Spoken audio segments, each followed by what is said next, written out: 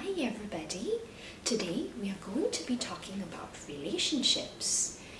Do you find yourself getting irritated at your spouse for things that never seemed to bother you in the past? Perhaps the confidence that you once found charismatic of your partner now seems more like arrogance.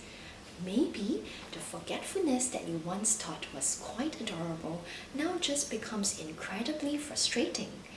Or maybe you just can't stand the way that your partner laughs anymore, and the little quirks and habits that your partner has now become incredibly annoying to you. If this sounds familiar to you, you may be experiencing what Robert Weiss calls negative sentiment override or negative perspective. Negative sentiment override is when you are viewing your partner and ultimately your relationship through a negative lens.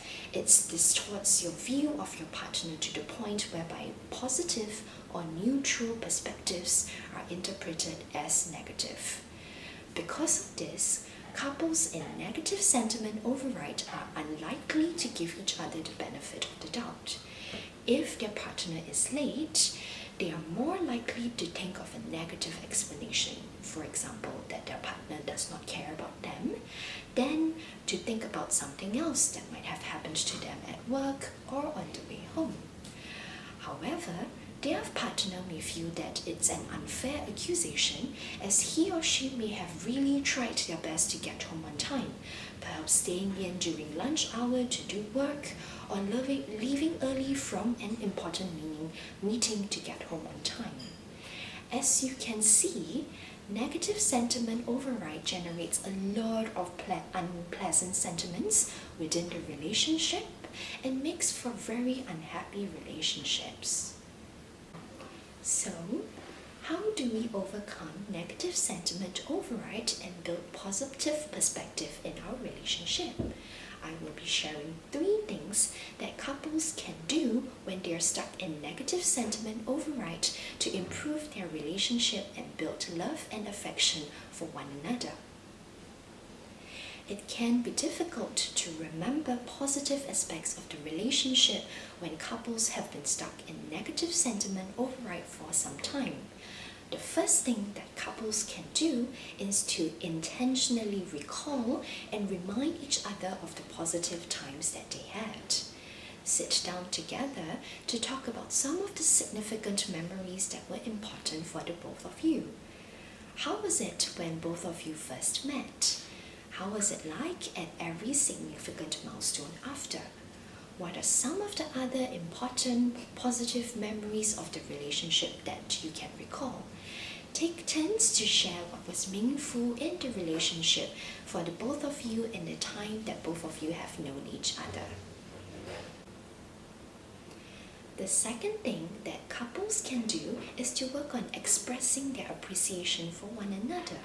It makes a difference for your partner to be aware of your appreciation, and it helps to increase affection and respect in the relationship. When expressing appreciation, it's important to be specific. Instead of just saying, "I appreciate you" or "I'm very proud of you," state an actual example of what your partner did that you would like to express appreciation for. Here's an example. "I appreciate how loving you are. When I was sick last week, you took great care of me and always made sure that I was comfortable." Commit to expressing your appreciation for your partner at least 3 times a week. Sharing your appreciation regularly will help shift your perspective of your partner and a relationship from a negative to a positive lens in the long term. Lastly, couples can work on building rituals of connection within the relationship. These rituals could be informal practices such as sharing a hug before leaving the house, sharing 3 things that happened in the course of the day during dinner, or sharing appreciation for each other before you go to sleep. Rituals can also be structured, such as a planned date night every week, or certain activities or ways of celebrating birthdays, anniversaries, or special holidays. Rituals of connection gives you and your partner something to look forward to, a way of connecting with one another that are meaningful for both of you. It takes effort and hard work to build and maintain a strong relationship. I hope the ideas in this video will help you to get unstuck in your relationship and start building the relationship that you want. Please like and subscribe to my channel if you would like to learn more about relationships and psychological well-being. Leave a comment down below to let me know what you would like to hear more about. Take care and see you soon!